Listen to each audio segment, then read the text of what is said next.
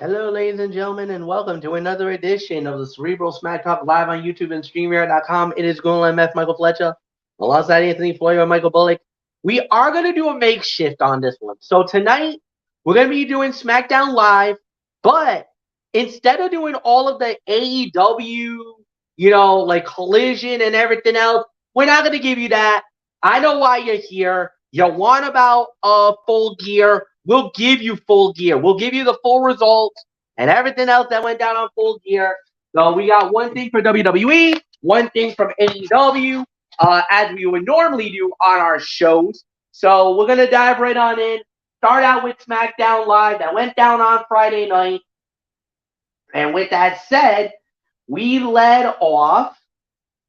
Let's see if it gives me what I want. Yes, it does. Thank you, Notes, for working. And we started off with Bailey and Damage Control.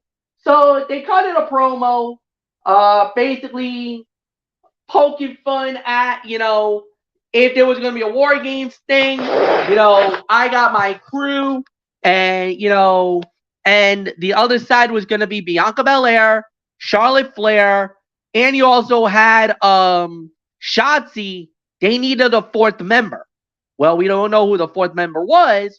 We were going to, eventually, hopefully, we were going to get that answer at some point in the evening. But I want to notice something very, very, very carefully. Bailey may claim that she's the leader of Damage Control, but something tells me there's somebody else pulling the strings.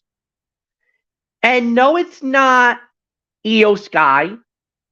No, it's not Kairi Sane. No, it's not Asuka. The one I'm pointing the finger to is Dakota Kai. And I know you guys are like, Dakota? Why would you be so MF? Why would you say Dakota? Why do you think about it? For the longest time, Bailey was the one. She was the leader. She was riding on the high horse and the whole 9 yards, how she brought the crew. But you notice what's been happening. You notice how the team is starting to phase Bailey out a little bit. Do you honestly think Kairi, even though she had the wherewithal to bring in, to bring back Kairi Sane, then on top of that, they brought in Asuka? That's not a coincidence. And the thing is that at the end of the day, Bailey's going to get muscled out. And it's not because of Kairi. It's not because of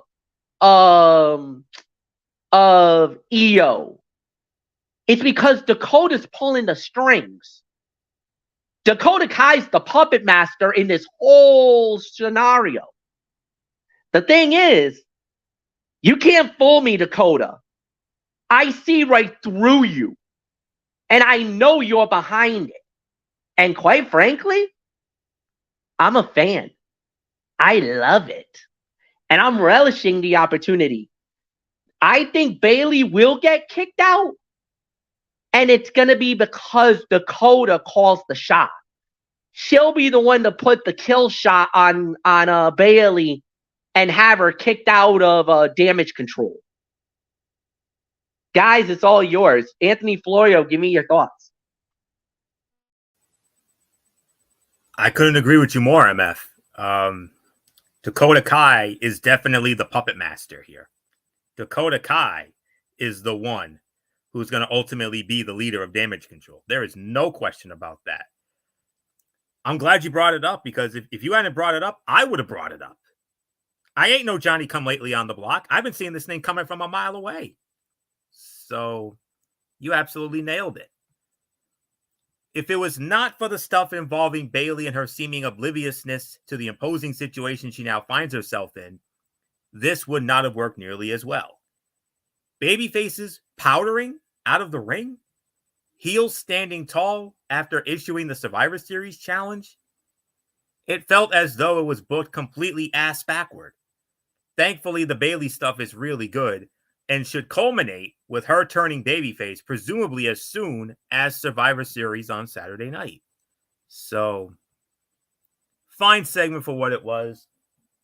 We got ourselves a women's War Games match now. We got the two. So there isn't much more to say out here. So, Michael Bullock, Phenom, come on in. We had our SmackDown chat Friday night, and if MF didn't bring up the whole Dakota Kai stuff, I would have. I ain't no Johnny Come Lately on the block. I haven't seen this thing coming from a mile away. And the other thing, Florio and Fletch, that made it, and I agree with you guys. And the other thing that made me think the same thing too. Who was the one that wanted the women's War Games match? Who was it? Dakota Kai. Hello. Exactly. I mean, it was Dakota that called for the War Games. I mean, if that's not a way of pulling the strings and wanting to be a leader, then tell me what is. And you could just see the reaction of Bailey a couple times. She was, I don't know how to say this, but she didn't look too happy.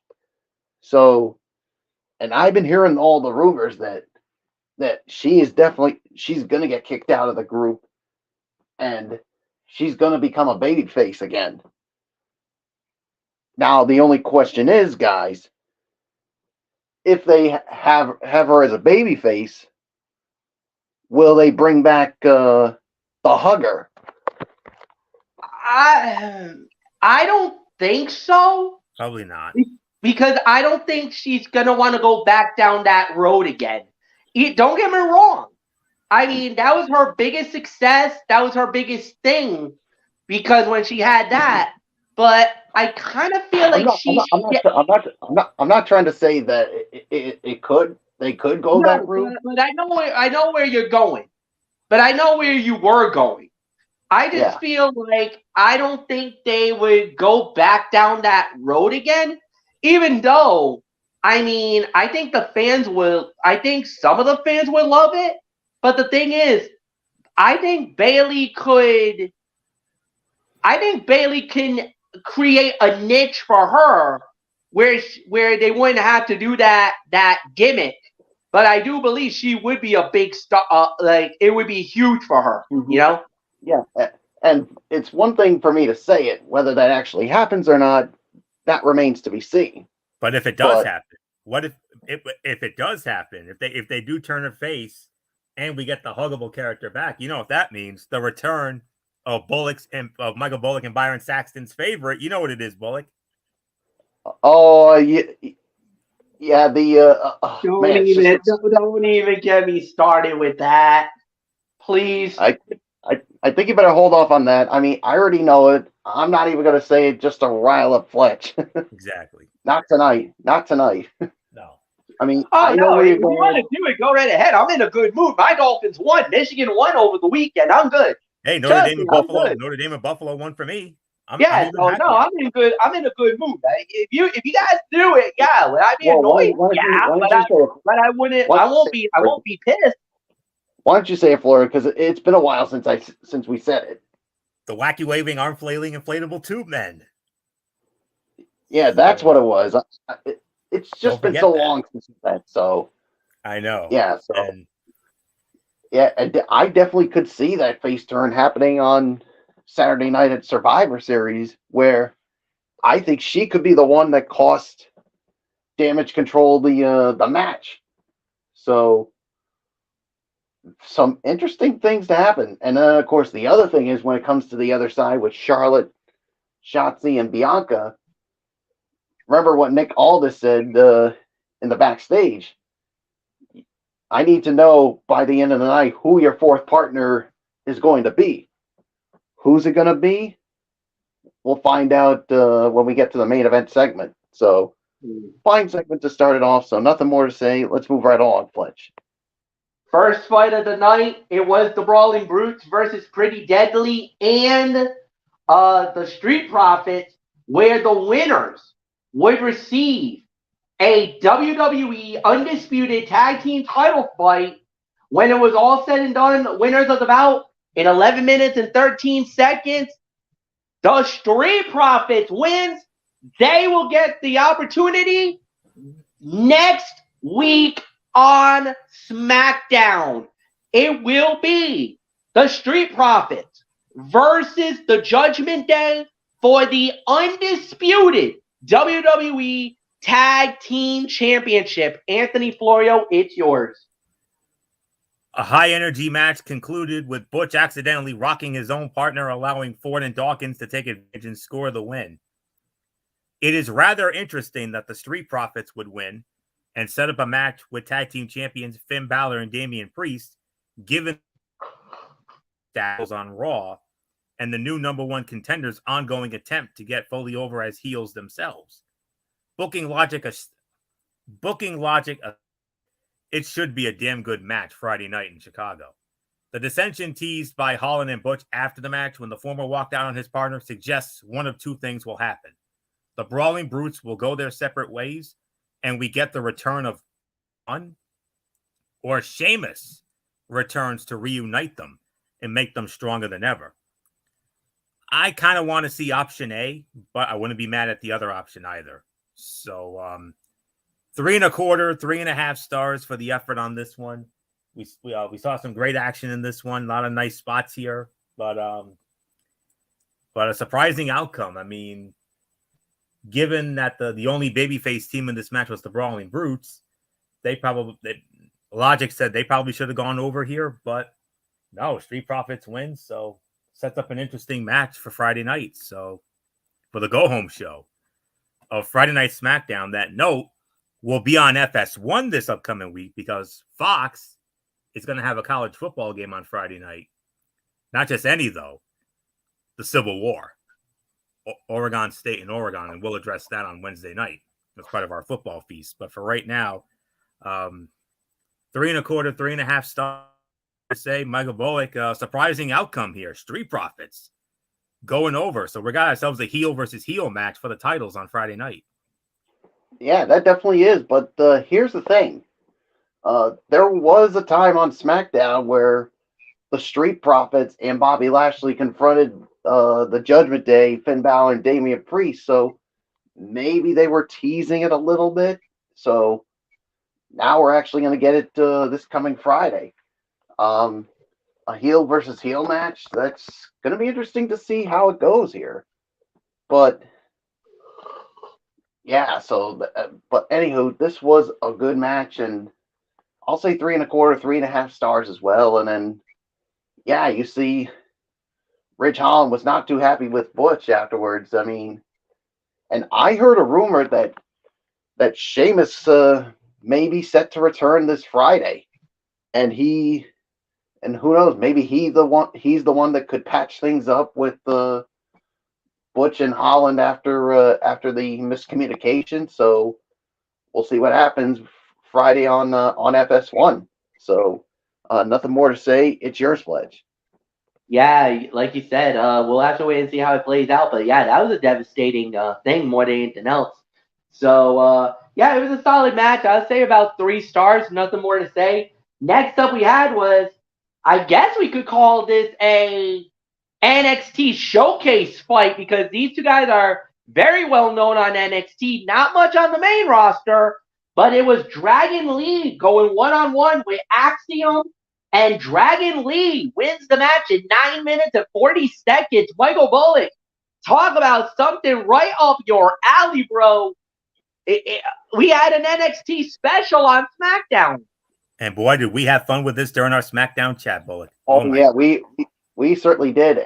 And of course, leading up to this, backstage, Dragon Lee told Nick Aldis he wanted Santos Escobar after what Santos did to Rey Mysterio because he wanted to defend Rey Mysterio's honor. But Nick Aldis wanted to protect Dragon Lee, so he gave him a showcase match. And boy, howdy, you couldn't have asked for anyone better than Axiom from NXT. And if you haven't seen what Axiom is on NXT, you should watch some of the past shows over on Peacock because this guy, I mean, he is something. I mean, all the high flying moves he had. As soon as I heard this, I'm like, I'm gonna say right here, I'm gonna say sleeper fight of the night here. I mean, the the action between these two was just so, it was so high flying, and they were so good. And I'm gonna actually go as far as to say 3.5 stars. But I mean, yes, I mean it was about an almost a 9.5 minute match, but in that time, the action was just spot on. I mean, you especially with all the high flying action we got from these two, and yeah, I mean, I just really enjoyed the heck out of this one. And yes, Dragon Lee won the match, but Axiom proved himself here, especially on SmackDown. So there's really nothing more for me, Fletch. I mean, all I can say is this match was definitely right up your alley and near and dear to your heart. You know I love the lucha libre. You know I love that style of wrestling. And boy, did I get some very good, fun matches in this battle. I enjoyed it. I loved it. I thought I had a lot of fun with it. Yeah, absolutely. You're absolutely right about it. I think they did a really good job with it. So yeah, I'll give it three and a quarter stars. I think that's the right rating. I thought they did really good. So I really got nothing more to say. Anthony, it's yours. Oh, that's right. That's right. We were on the next match. All right. In what was a damn good match with fast-paced action and seamless transitions that ended with Dragon Lee delivering Operation Dragon. Thus far on the main roster, Dragon Lee has been tasked with going out and having great matches with whoever he shares the ring with. He has accomplished just that, delivering bangers with everyone from Grayson Waller to Cedric Alexander and Friday Night Axiom. His entire character is based solely on the idea that he is a great professional wrestler, and ironically enough, it is different from everyone else on the show that is working. Hopefully, he continues to build momentum because he has the talent to get the WWE Universe to buy in. This was another 3.25 to 3.5 star match. Very fun little sprint, even though it was more than a little sprint. I mean, they got almost 10 minutes to work, and boy, howdy, what we got in those 10 minutes. Wow. Unreal. Awesome. So, Bullock and I, like I said, MF, Bullock and I we had our SmackDown chat Friday night, and boy, we had a lot of fun with this one. Trust me, I tell you, we did. So, some of the moves in this match were just out of this world. That's all I'm gonna say. So, some of the finest offense we've seen in some time. So, very well done. So, the only gripe is I wish we could have had more, but it is what it is. 3.25, 3.5. Let's move on. Then we had a promo segment by Santos Escobar, and he absolutely went catatonic. Basically blaming Rey Mysterio for all of the negativity for the breakup of the LWO. And he even went after Carlito, saying that, you actually sided with him more than anything else. Went as far to say that Dominic Mysterio was right about Rey Mysterio, which I know for a fact triggered Michael Bullock to like all hell, because I know Bullock was in a very foul mood after Santos Escobar's promo. Carlito came out. I was fuming mad. I'm like, what did you? I'm like, tell me you did not just say that. Yep. That you said Dominic Mysterio was right. I'm like, yep. You distasteful SB. So we had that going on. So with everything that went down in that situation, Zelina Vega trying to reason with Santos, tossed her out. Basically, she left in tears, man. That got me, cause you know my thing for Zelina, man. I know she's married, and I know, trust me, I know. But there's something of it's a little something special with Zelina Vega. Then Joaquin Wild and Cruz del Toro come out like, what are you doing, man?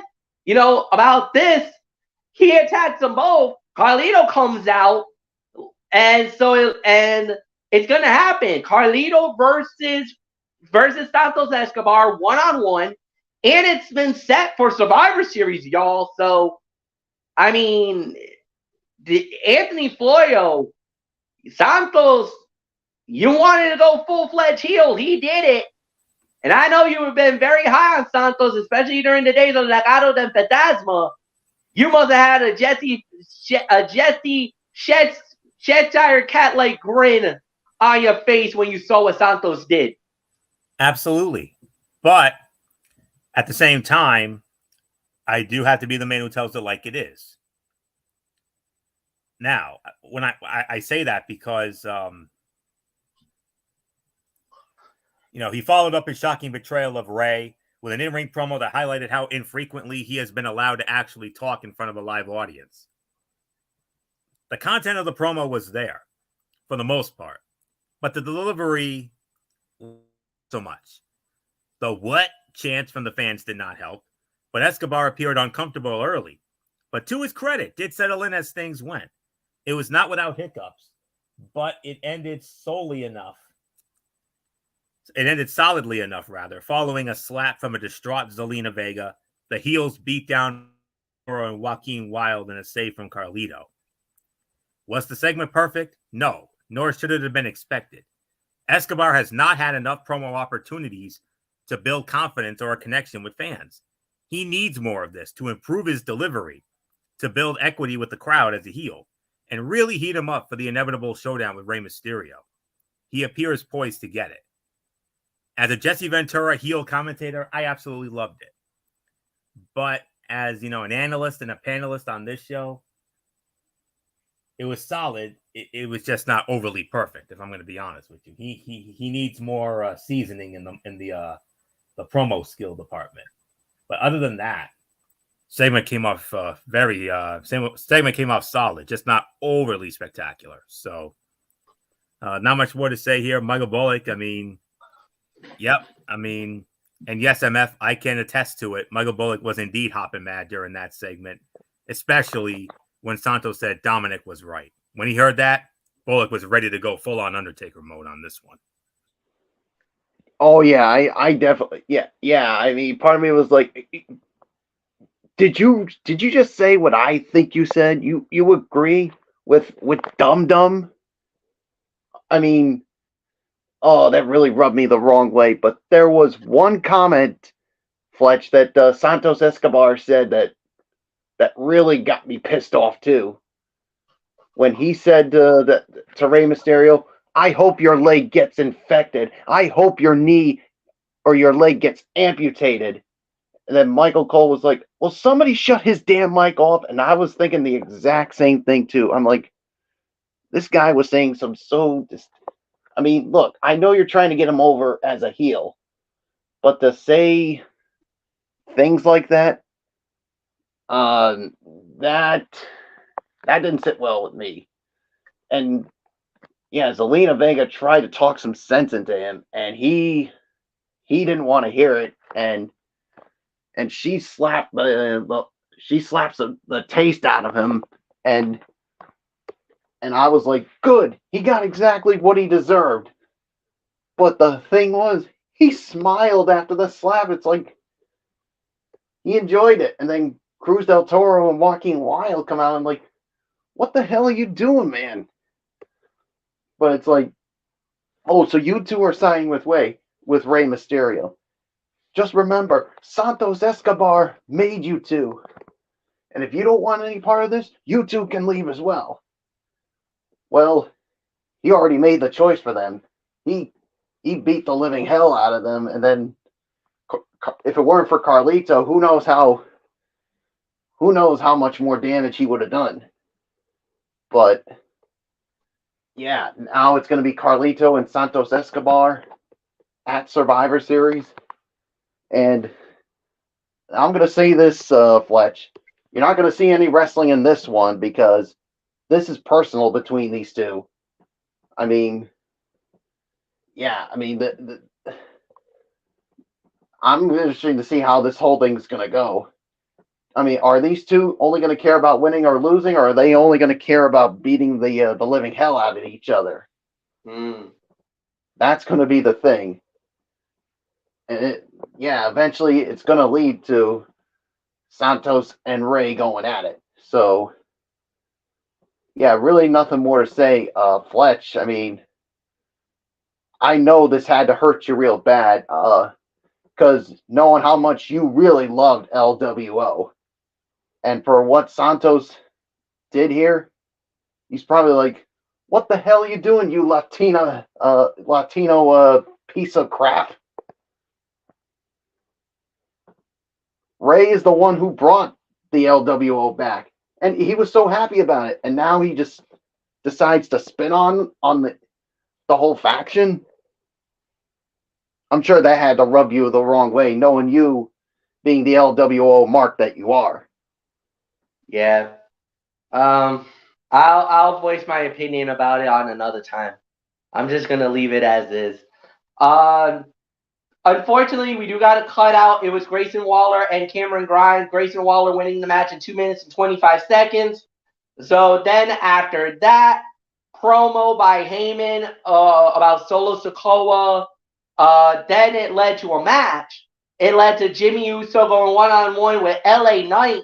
With LA Knight winning the match in 9 minutes and 17 seconds. Anthony Florio, it's yours. Yeah.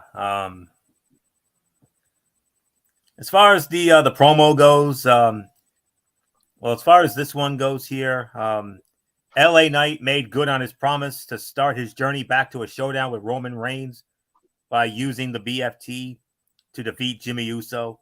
Post-match attack by Solo Sikoa led to a 2-on-1 beatdown before Cody Rhodes arrived, surprising the WWE Universe and working with LA Knight to clear the heels. The look Knight shot Rhodes was interesting. It was one that suggested he appreciated the backup, but not the idea of the American Nightmare potentially leapfrogging him for a shot at the Tribal Chief. It'll be interesting to see if Rhodes slowly becomes more of a presence on SmackDown as the road to WrestleMania draws near, and if so, what that means for his relationship with LA Knight and their shared focus on the top prize in the company. This match here, theme of the night, another 3.25, 3.5 star match. Outcome never in doubt. I had a feeling LA Knight was going to win it, give him that bounce back win, give him the bounce back from Crown Jewels. So, but there is one other thing that we have to think about. It's fairly obvious that this men's War Games match is not going to be 4-on-4. The only reason the women's is 4-on-4 is because Dakota Kai is still injured. That's why. Otherwise, it would have been 5-on-5, I'm sure. The men's, we all know, is going to be 5-on-5, especially after Drew McIntyre turned heel last Monday night and aligned himself with the Judgment Day, the handshake with Rhea Ripley. And of course, it's because of that you have to imagine that it's going to be a 5-on-5, and the face team needs one more guy. And Bullock and I, when we saw this Friday night, we're thinking, could Cody Rhodes possibly be recruiting LA Knight to possibly be the final member of his War Games team at Survivor Series on Saturday night? I don't know. We're going to have to wait and find out.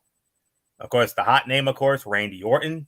MF, you elaborated on that last Tuesday night on our special Tuesday night edition of Ridiculously Ross. So go back into the archives and hear what MF had to say about that. So, yeah, 3.25, 3.5. So, Michael Bullock, we talked about it Friday night when we saw this.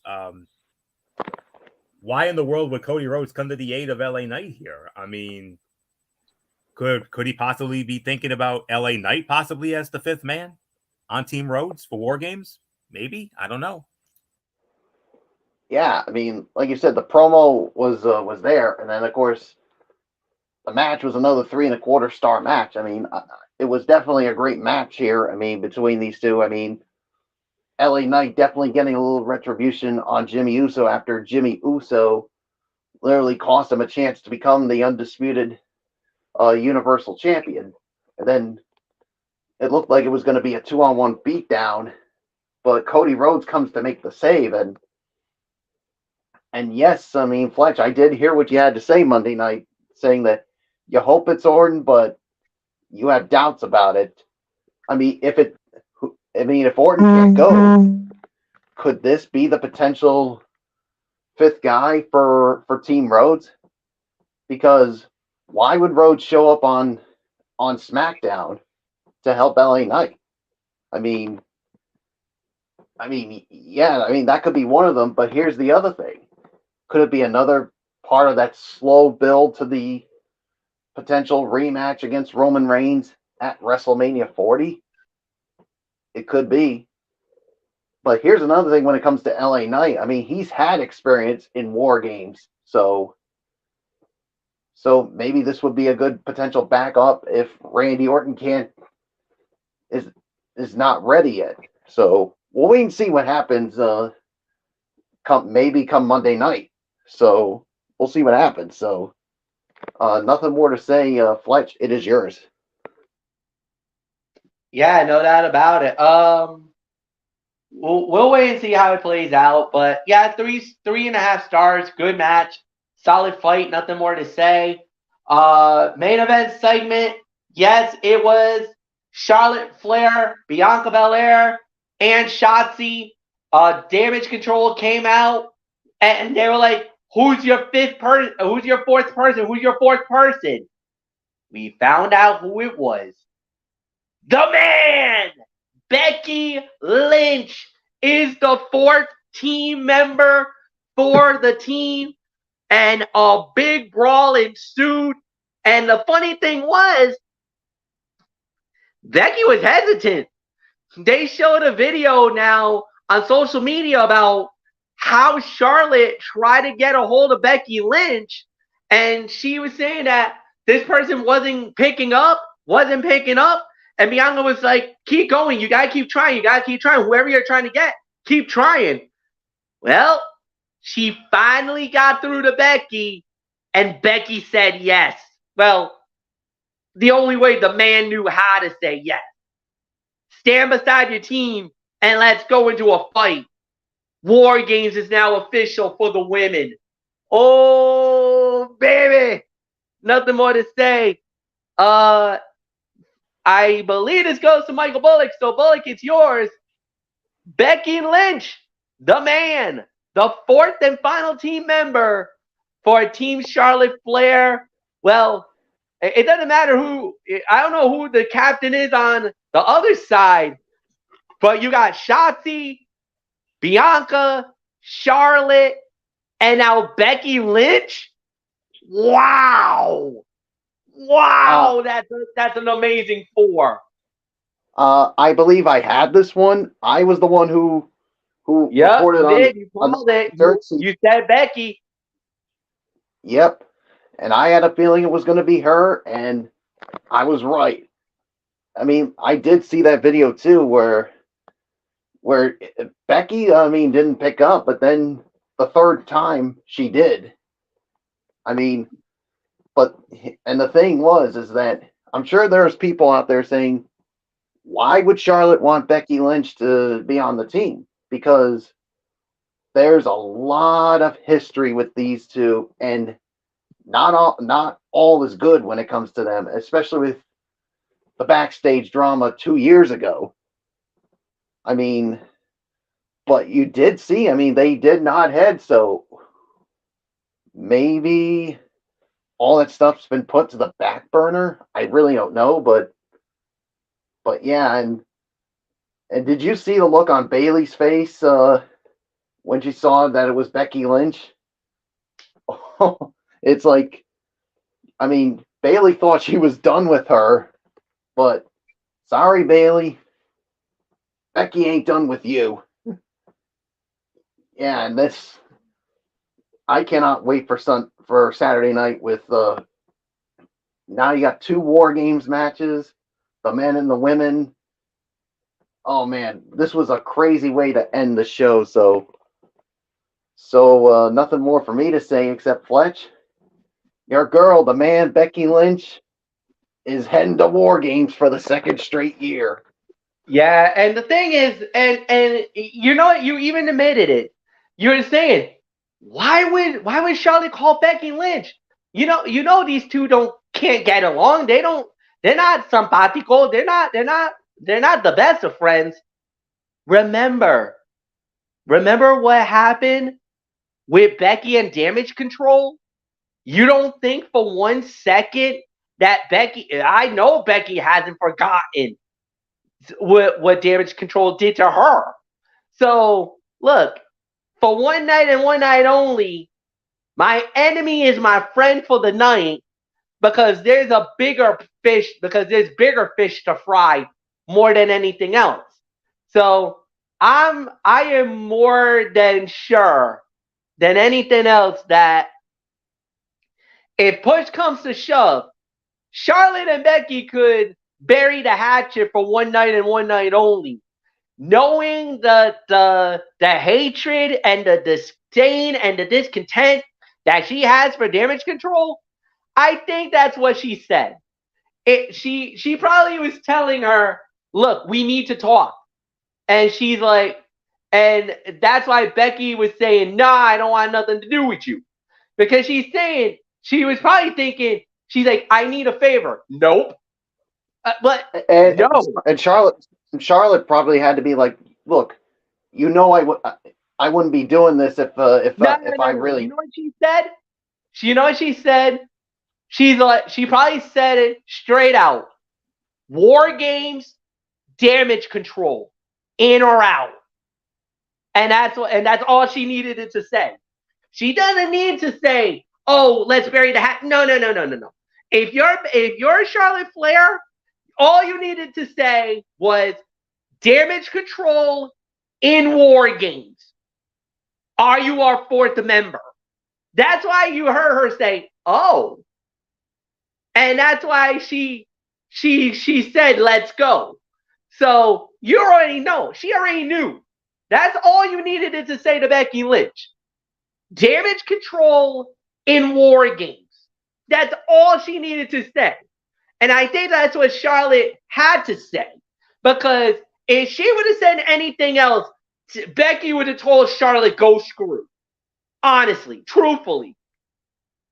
Becky Lynch is such a hard ass that if you didn't tell her War games against Damage Control, I don't think she says yes. Because if it was any other thing, Becky would have told Charlotte, just run away. Go. I don't know. I'm not friends with you. I don't need you. Whatever. But the minute she probably told her, "Look, War games against Damage Control, and we need one more member. Are you in or out?" I think right then and there, that's where Becky Lynch was probably like, that's why you heard the "oh," knowing I get a shot at Dakota, I get a shot at Io Sky, I get a shot at Bailey, I get a shot at Asuka, I get a shot at Kyrie Zane in War games. No, I'm not passing this moment up. I'm in. So that's all you need to say. Nice little way to close the show. Nice way to get there. So no, I got nothing more to say. Florio, it's yours. Yeah, segment of the night here, no question about it. The Becky Lynch reveal was executed well, even if it was fairly obvious. She brings star power to what may be the most jam-packed women's war games to this point, and has a history with Damage Control dating back to the faction's formation just over a year ago, so it at least makes sense.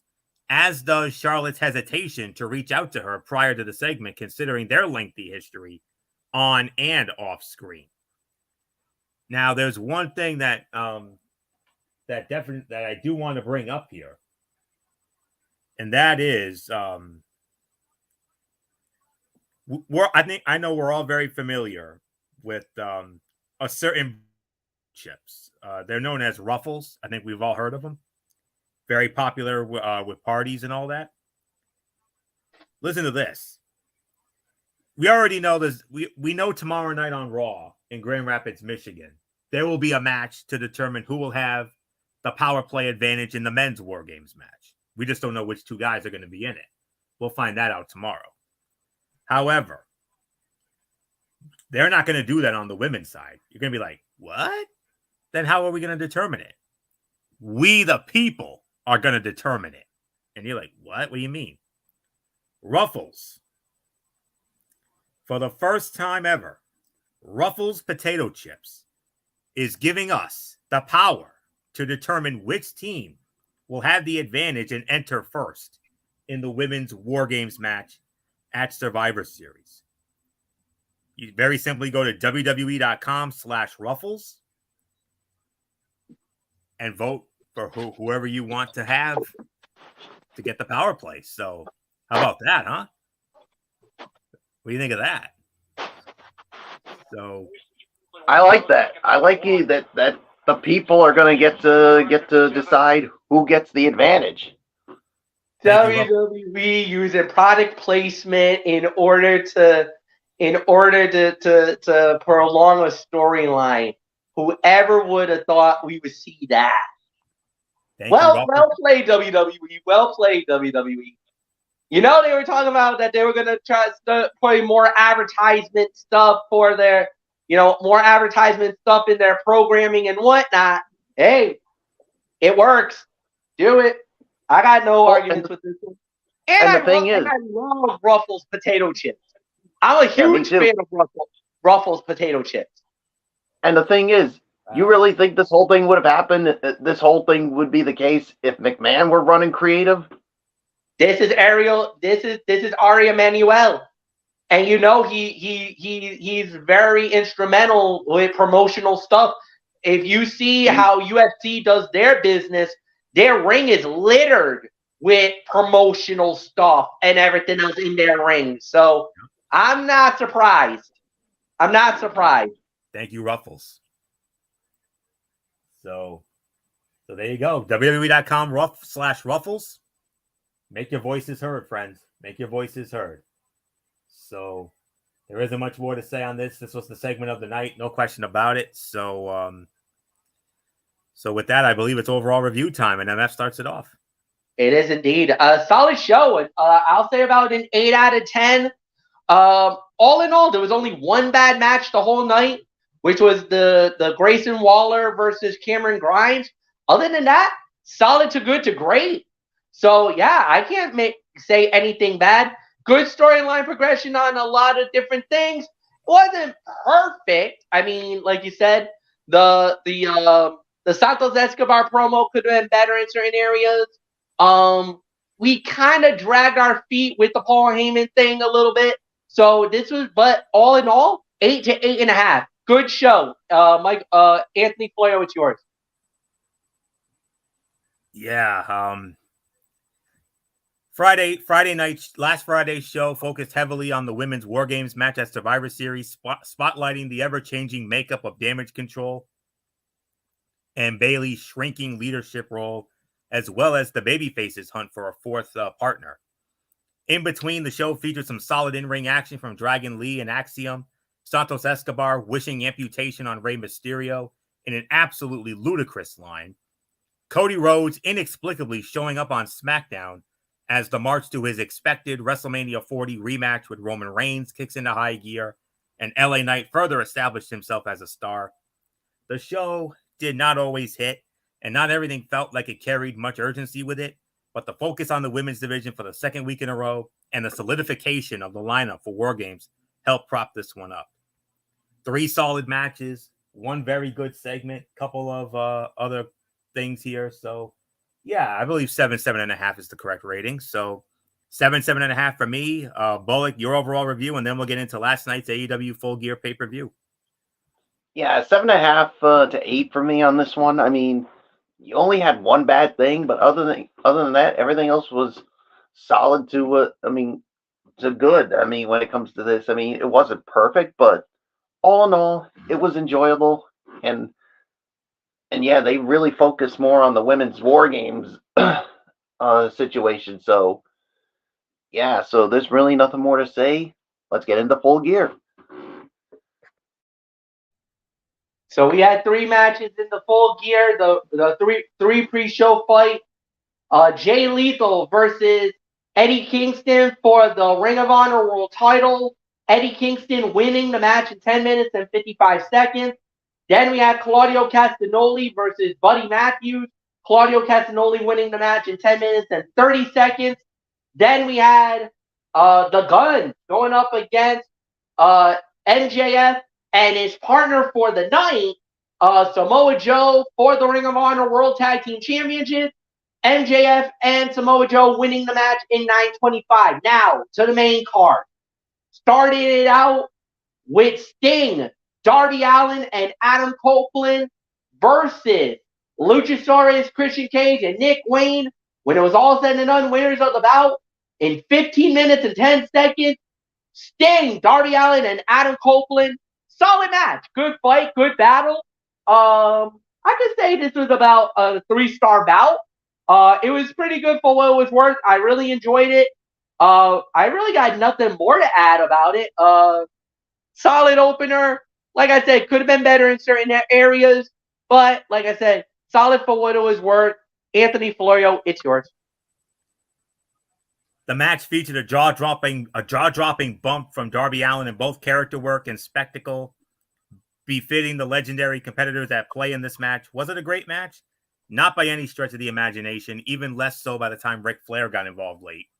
Still, it was a fun opener with considerable energy and an appropriate finish as the cowardly Christian Cage left Luchasaurus and Nick Wayne behind to fight his battle for him. It did not go so well, and now the question becomes whether the feud between these two sides will continue. So I'll give this about 3.5 stars for the effort here. Solid opener, to say the very least. Outcome, I'm not surprised with. I had a feeling that Sting, Darby, and Adam were going to win the match. So not much more to say here. Michael Bullock, yes, we got the right outcome, but I know it wasn't quite the way you wanted it. I know we all wanted to see Christian get his comeuppance and Christian Cage running away and abandoning Nick Wayne and Luchasaurus. Yeah, real stand-up kind of guy. Yeah. You call yourself a team player? You're not a team player. You're only in it for yourself. And when Nick Wayne and Luchasaurus see it, they're going to turn on you before you could even blink an eye. So, yeah, real stand-up guy, aren't you, Christian? And yeah, another real stand-up moment. Low-blowing Ric Flair, who, by the way, was in the corner of Sting, Darby Allin, and Adam Copeland. So, yeah, 3.5 stars, a solid way to start it off. I mean, the outcome was never in doubt. I mean, you knew that the babyface team had to go over, especially with this being Sting's farewell tour. So, yeah, there's really nothing more for me to say. Let's move on to the next match. Yes, indeed. The next match that we had was Orange Cassidy versus Jon Moxley for the International Championship. Winner of the bout in 12 minutes and 5 seconds. And still the International Champion, Orange Cassidy.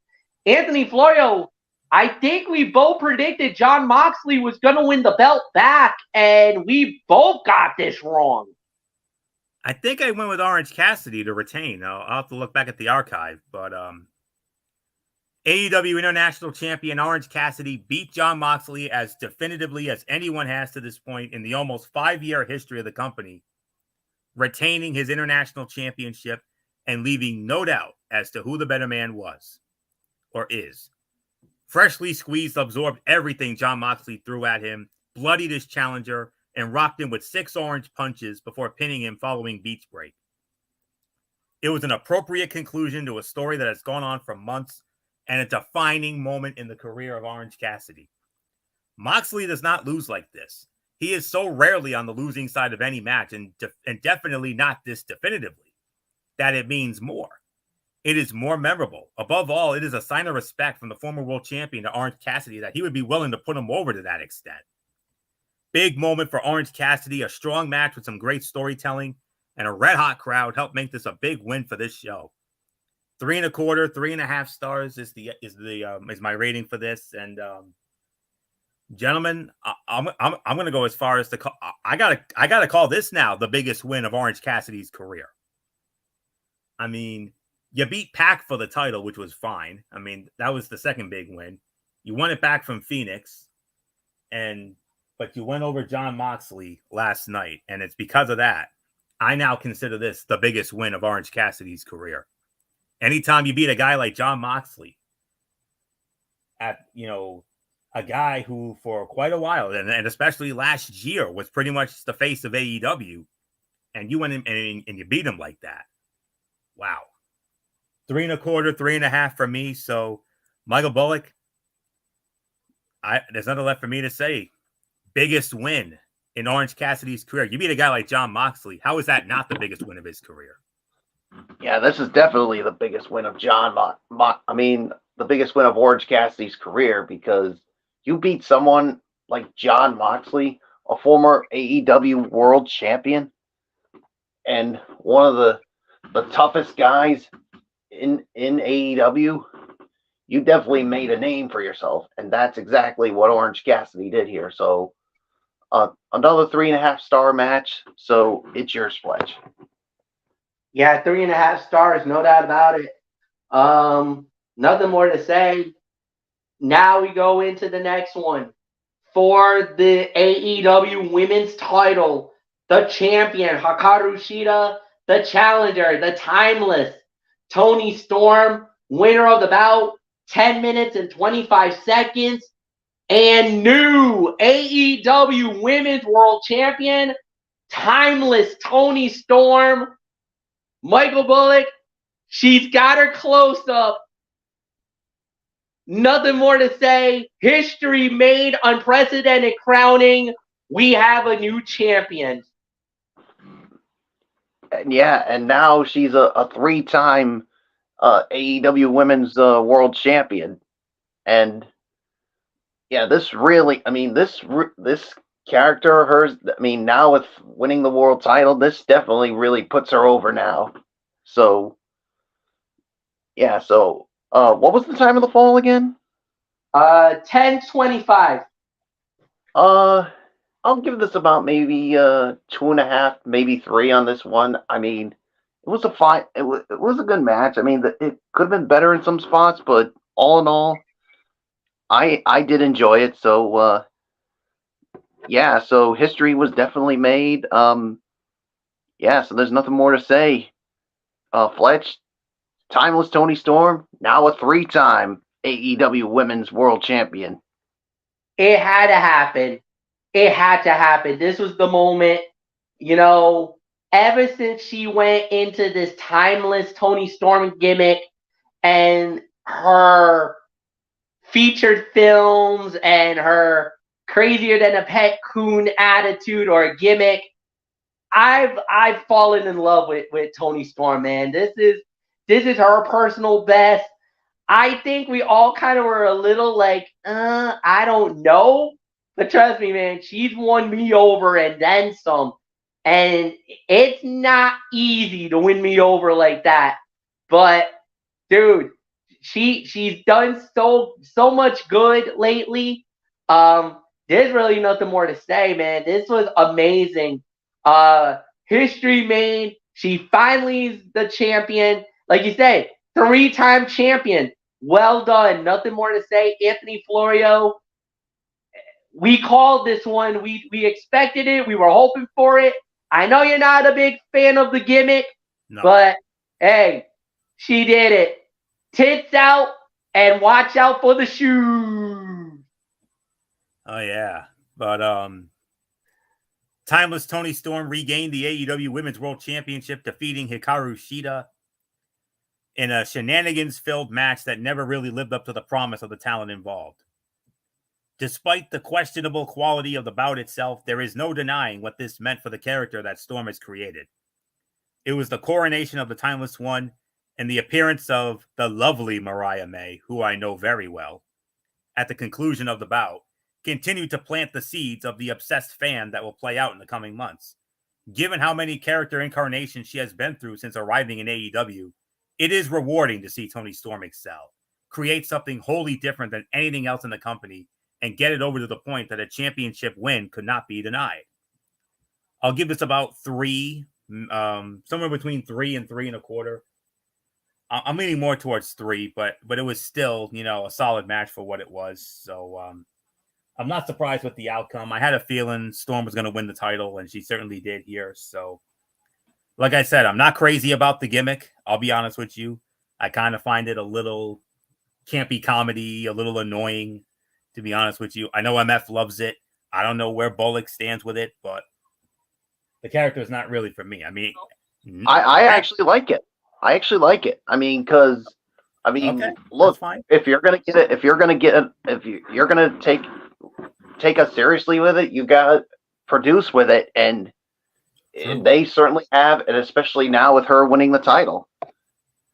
All right. If she didn't win it, if she didn't win it, then I would be more on your side, Florio. Right. But nonetheless, I have absolutely nothing personal against Toni Storm. I mean, I've been a fan of hers, since she was in WWE, when she won the Mae Young Classic in 2018. Became the NXT UK Women's Champion. Had some decent success on the main roster, but WWE never utilized her as the star that we all know she is, and AEW is at least doing that. Even though I don't like the current. And you know who we can blame for Toni Storm not getting over in WWE. Yes, we know. Big Magma, we know. But nonetheless,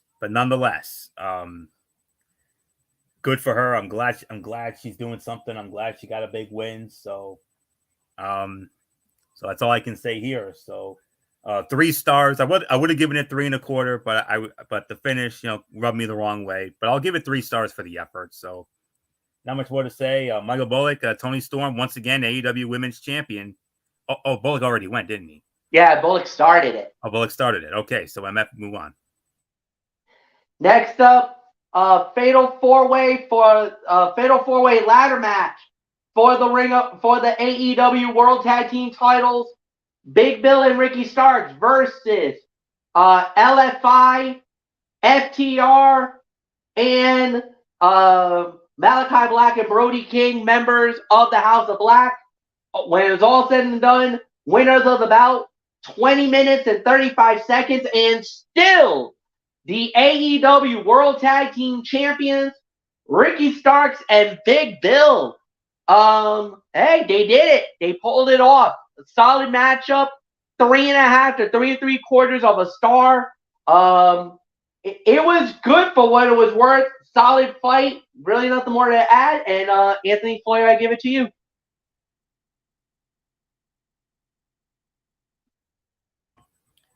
Well, what was the time? 20 something? 20:35. Okay. 4.25, 4.5 for the rating, although I'm leaning more towards 4.25 here. Some people enjoy the Fast and the Furious franchise because it is loud, obnoxious, and features jaw-dropping action and eye-catching car crashes. This was the equivalent of that film series. There was little to no story thread, just moves, high spots, big bumps, and ladder climbs before Ricky Starks was able to rock Cash Wheeler with one of the belts, knocking him to the mat and allowing Absolute to secure the successful title defense. The comparison to the Fast franchise is not intended to be an insult. It is extremely successful and has a huge fan base. That does not mean it's for everyone, though. The effort was there, and everyone involved worked extremely hard. When there is no thread holding it together, though, it's more of the same ladder stuff we see across different promotions. At least the right team went over here. As great as FTR is, and as refreshing as LFI or House of Black would have been as champions, Ricky Starks and Big Bill still feels like a team that has more to accomplish. 4 to 4.25 for the efforts. So there's nothing more for me to say on this. So Michael Bullock, Ricky Starks, and Big Bill successfully defend the World Tag Team Championship in a Fast and the Furious style match with some great spots and all that. 4.25 stars. Yeah, 4.25 for me as well. I mean, it would have been refreshing to see LFI or Brody King and Malachi Black to become the champs, but I still think the right team went over because look, Ricky Starks and Big Bill have been so over since they become the champs, and why take the momentum away from them right here, right now? So yes, the right team to me went over on this one. So there's really nothing more for me to say except let's move on. All right, next up that we did have was the triple threat for the TBS title, as it was Chris Statlander versus Julia Hart versus Sky Blue. Winner of the bout in 11 minutes and 20 seconds. And new TBS champion, Julia Hart. History made. Anthony Florio, it is all yours. Unprecedented crowning, wouldn't you say, Monsoon? Agreed. Yeah. The house did not always win last night, but Julia Hart held up her end of the deal, bringing the first piece of gold to the House of Black by defeating Sky Blue and Chris Statlander in the three-way match to win the TBS championship. The match, better than expected, thanks to some solid timing and a few really clever spots. It saw Julia Hart and Sky Blue putting aside their differences on more than one occasion to take down Chris Statlander. The champion continued to fight, and at one point, obliterated Blue with Saturday Night Fever, and Alert Hart leveled Statlander, pinned her rival, and won her first title. Julia Hart, like Toni Storm a few matches earlier, has spent considerable time building momentum for herself. After showing considerable improvement during this recent push, she had her efforts repaid in the form of a title triumph. There is an argument to be made that Sky Blue should not have eaten the pin, given the fact that she is in the midst of a character transformation. But the finish protected Chris Statlander, who is likely to be the first challenger for Julia Hart in a rematch scenario. Sleeper fight of the night. I'm going to give this about 3.25 to 3.5 stars for the efforts. So,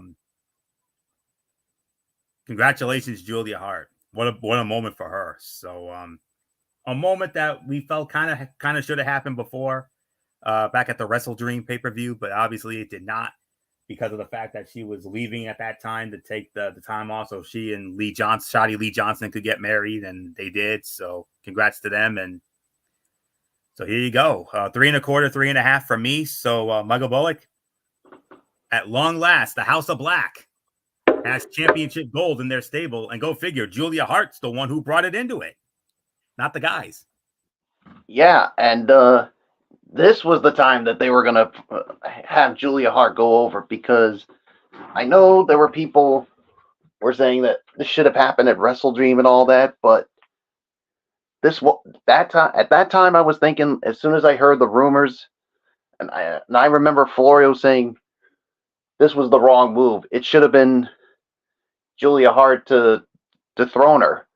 But then when I looked up days later, I'm like, now there was a reason why they didn't have her go over, because she was getting married to Lee Johnson. And that's why they didn't want to put it on her right away.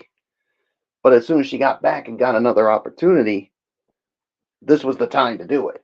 So, yeah, congratulations, Julia Hart.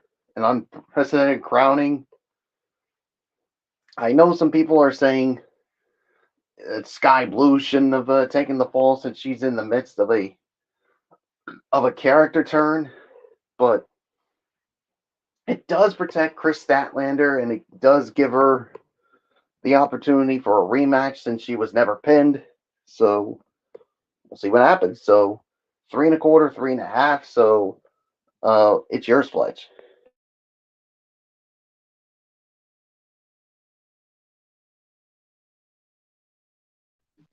Oh, I didn't know you were going to toss it back to me. All right, so with that said, we move on. Next up we had was Swerve Strickland versus Adam Hangman Page in the Texas Death Match. Winner of the bout in 29 minutes and 55 seconds was Swerve Strickland. He knocked out Adam Hangman Page. I believe this goes to Michael Bullock. Bullock, what a violent match this was.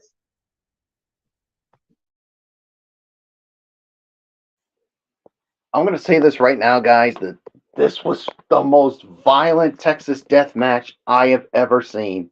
I mean, there were times during this I was like literally cringing with the things they were using. I mean, and one of the craziest things I saw in this match, Adam Hangman Page drinking Swerve Strickland's blood. I'm like, is this guy freaking crazy? But we had a barbed wire on a steel chair. We had cinder blocks being used. And heck, even a staple gun, and even Swerve Strickland was stapling himself. I'm like, is this guy freaking crazy to do this? I mean, oh man, this was bloody. This was so violent. I mean, this is the kind of stuff you would see in GCW. I mean, they know everything about hardcore wrestling, especially. Yeah, my goodness, this was just absolute insanity. I mean, you people wanted blood, you got it. And I'll tell you this, Swerve Strickland may have won the match, but I think both him and Adam Hangman Page are going to be sore in the morning after all this. So I'm going to give this 4.5, 4 3/4 on this one. But my God, Fletch, as I give it to you, oh, this is, to me anyway, the most violent Texas death match I have ever seen. Oh yeah, this If you wanted violence, you got it. this was Anthony Florio and Michael Bullock. You guys know I'm bloodthirsty. I love gore. I love violence. I love the hardcore nature. I'm through and through old school ECW from back in the day. This was it for me. This was as good as you're gonna get. Um, I don't even know what to even say. 4.5 to 4 3/4 is the correct rating.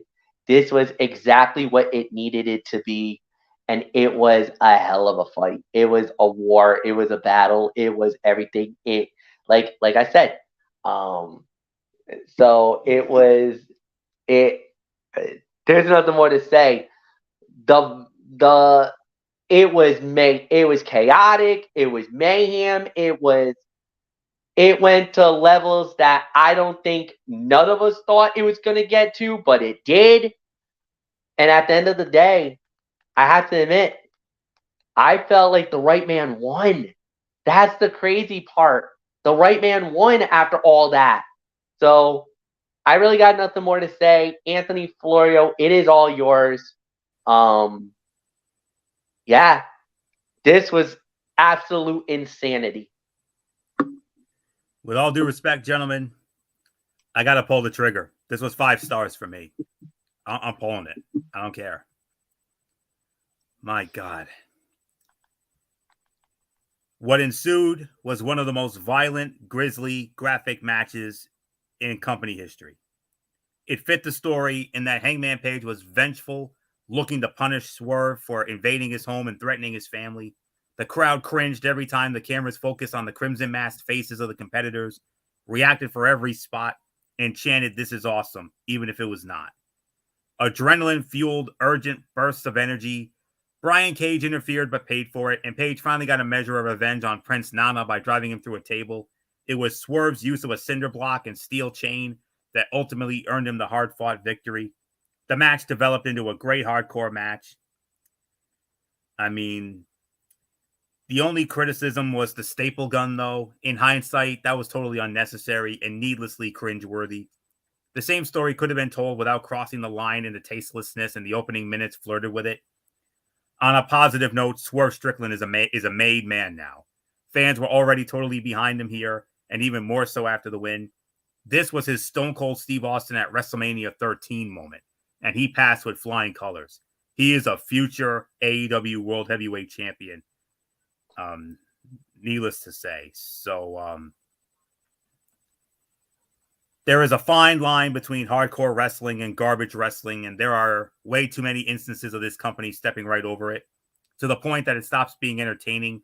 The early moments of the bout, with the stapling and the excessive blood loss from Strickland, reached that point, and having Brian Cage and Prince Nana directly factor into the finish protected Hangman from being viewed as an outright loser for the second show in a row.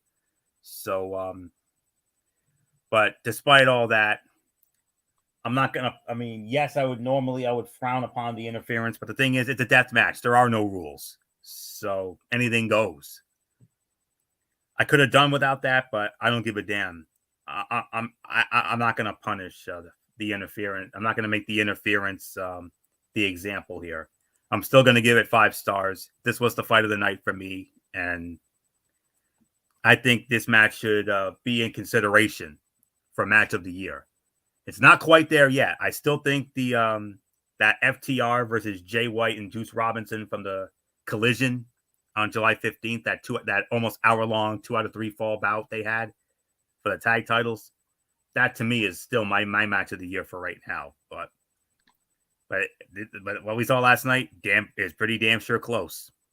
It's right up there with it. So no question about it. 5 stars for me. Fight of the night. How do we even move on from that, MF? I know. The next up we did have was the Golden Jets, Chris Jericho and Kenny Omega. They go up against the Young Bucks. Now, the stipulations were that if the Golden Jets won the match, that they would actually replace the Young Bucks and they would get a future AEW World Tag Team title shot. However, if the Bucks won, then Kenny Omega and Chris Jericho was forced to break up, and the Golden Jets would be no more. Winner of the bout in 20 minutes and 45 seconds was the Golden Jets. Kenny Omega and Chris Jericho now become the new number 1 contenders for the AEW World Tag Team titles. Whoa. You know what? I kind of wasn't surprised that was going to be the outcome. But, it was a solid fight. But I will say this. Get ready for a Young Bucks heel turn very soon. If it didn't happen at the pay-per-view, it will happen eventually. Maybe it might even happen if the Golden Jets go on to win the titles, which it's very possible now. I think Kenny Omega and Jericho win the belts. And then you're going to have the Young Bucks attack them and say, you stole our moment. You stole our spot. These belts were meant for us. And that will set up a rematch between these two teams down the line. So nothing more to say. About a 3.5 to close to 4. Anthony, it's yours. 4 to 4.25 for me. There was more than hard feelings and bragging rights at stake. MF already mentioned that. After the match, the infuriated hometown heroes, having lost the championship opportunity and seen their friendship take another hit, threw a fit by destroying the ringside area and refusing a sign of respect from Kenny Omega. From a logic standpoint, the Bucks could have utilized their title opportunity at any point and held on to it long enough to lose it. That's their fault and ultimately makes them look silly. Beyond that, the match struggled to get the crowd back after the preceding match, but did have them invested late once the competitors went through their action-heavy finishing sequence. Post-match firmly established the Bucks as heels, and it will now be interesting to see how they respond moving forward. Might an alliance with the Don Callis family be on the horizon? I wouldn't put it past it. Don Callis sat in on commentary for this match, so you never know. But nonetheless, 4.25 stars from me. So not much more to say here. Michael Bullock, the Golden Jets, now the number 1 contenders for the tag titles, and the Young Bucks, well, they ended up going on this little pissy pants tantrum like little itty bitty babies. That is sick and pathetic. Yeah, it was indeed that, and a total lack of of respect and sportsmanship on the part of those two. I mean, you call yourselves professional wrestlers. Yeah, get the you know what out with that nonsense. I mean, but yeah, I mean it's definitely going to lead to the Bucks. I mean, when if Jericho and Omega become the champs, which is a possibility, that they're gonna go after them again and saying, "Oh, you that should be us with the titles, not you guys." But yeah, it's going to be interesting to see what happens. So, 4.25. So, really nothing more to say except it's yours, Fletch. Main event for the AEW World Title. It started out earlier in the day that it was going to be Adam Cole taking the place of MJF. MJF got jumped after his fight, was medically not cleared for the match. So Adam Cole was going to be forced to go on one-on-one against Jay White. Well,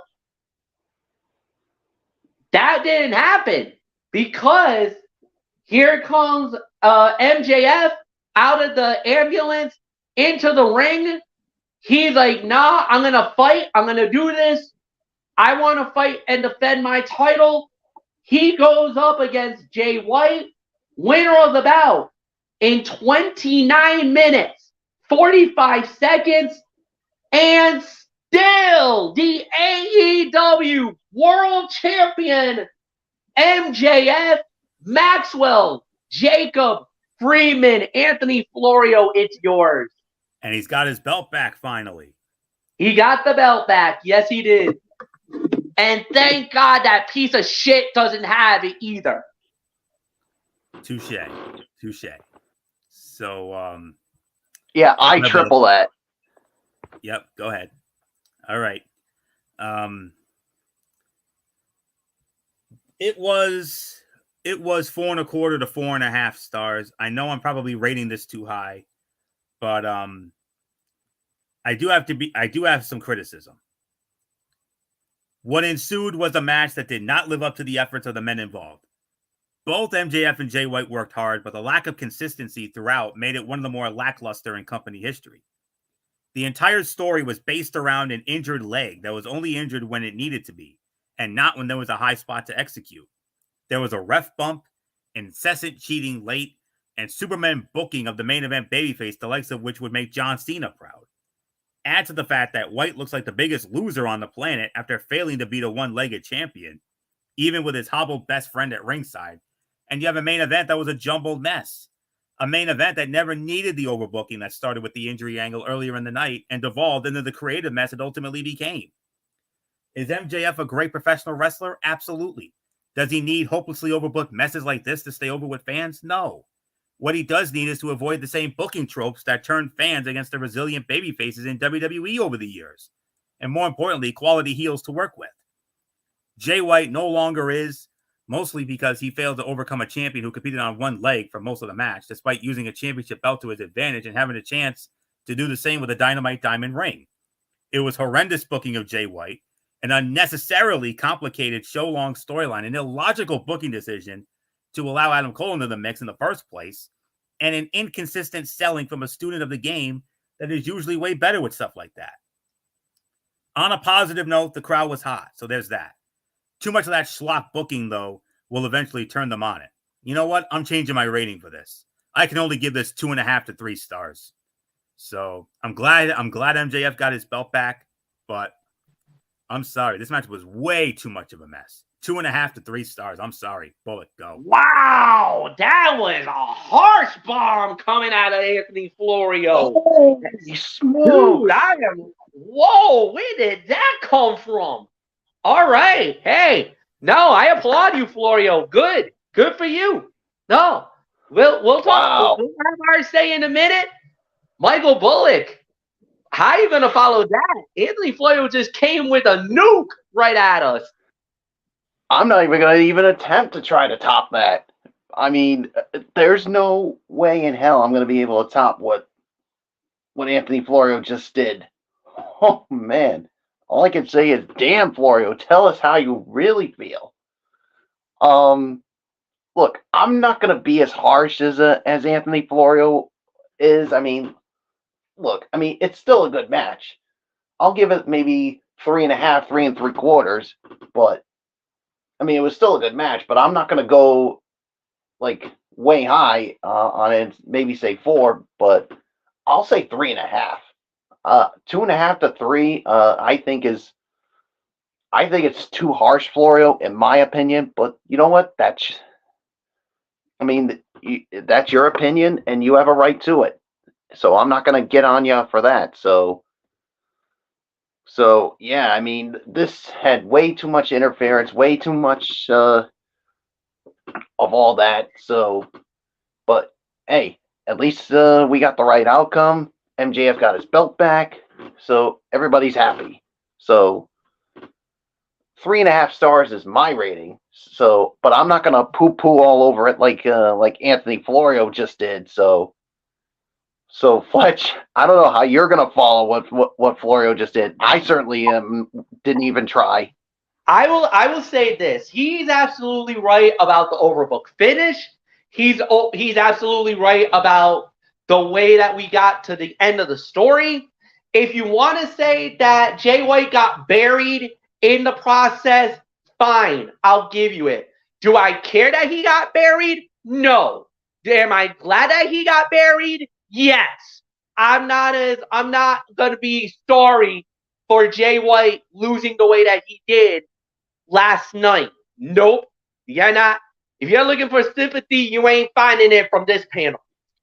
Now, certainly not for me as well, because I can't stand that piece of shit known as Jay White, because he's such an arrogant, cocky prick.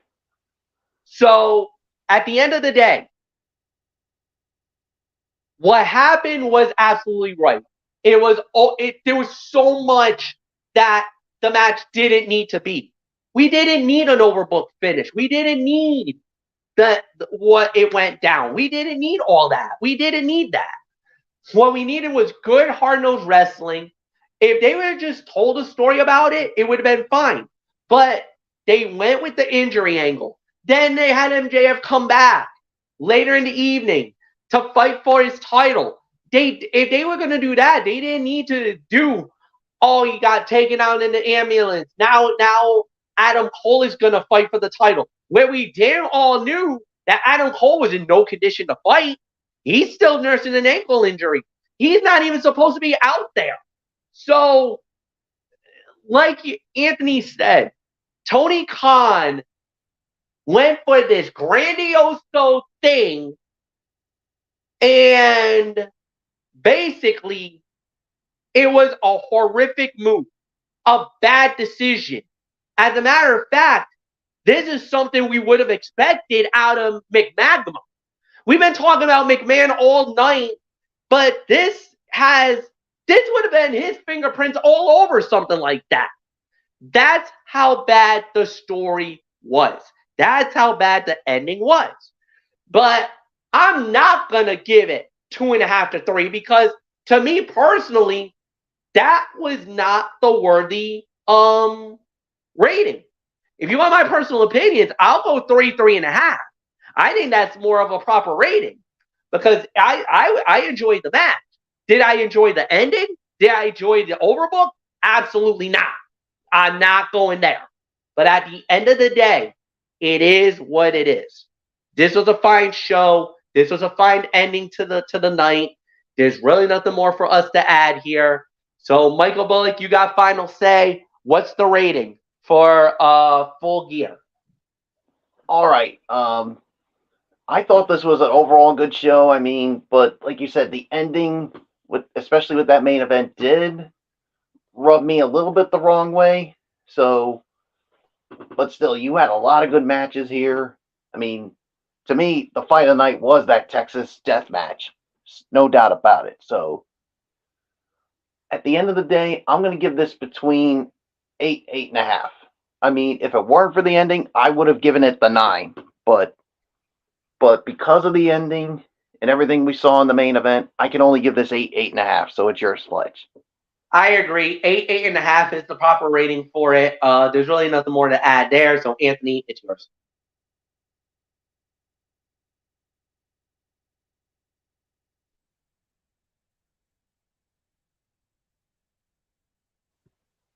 Florio, you there? Florio's here. All right. Okay, So let me give you my Bullock- overall. Yep. So Bullock is giving it about 8, 8.5. I agree. 8, 8.5. What says you? 8, 8.5. Make it unanimous. AEW Full Gear had a really strong middle portion with great work from young stars in the women's division, a solid ladder match, and despite the grossness of its early portion, a Texas death match that made a star out of Swerve Strickland. The opening trios match featured plenty of current and future Hall of Famers, but never reached the quality that most AEW pay-per-view openers are synonymous with. And the last two matches featured gaps within the logic of the creative that ultimately dragged the overall quality down. MJF remaining a focal point is the right call, but him and Jay White deserved better than whatever mess they were thrust into last night. The inconsistency within the creative is beginning to show itself more than at any other point in AEW history. Tony Khan and the rest of his team must step back and work to short things up, or there will be more nights like this. Was Full Gear a bad show? Not by any means. Was it one that never lived up to the potential of its card? Yes. Good show, but not a great one, with a thud of a conclusion. 8, 8.5. And let's put the bow on this, MF, and we got some exciting content this week. All right. So with that said, we start off with Ridiculously Raw, hosted by Anthony Florio. That's going down on Monday. Monday night, of course, it's Monday Night Raw. And then we got the usual stuff. Oh, actually, no. Because also on Monday, we're also going to be previewing the Survivor Series. So we got Monday Night Raw, then a special Tony's Take, he will be previewing, along with us, we'll be previewing Survivor Series. Then on Wednesday night, it's the traditional TXN Sports World Football Feast. That's right. 3 Thanksgiving games, a Black Friday game, and college football that will feast, that will make you whet your appetite, give you the turkey, the stuffing, and everything else. And that'll be at 10 p.m. Eastern on Wednesday night. Then on Saturday, on Friday is the traditional NFL Friday, and then 1 week from on Saturday we do it all over again. No, actually, no, we don't, because then we gotta postpone it because we'll be dealing with Survivor Series, and then on Sunday we'll be doing a recap of the Survivor Series. So 1 week from tonight, come back here.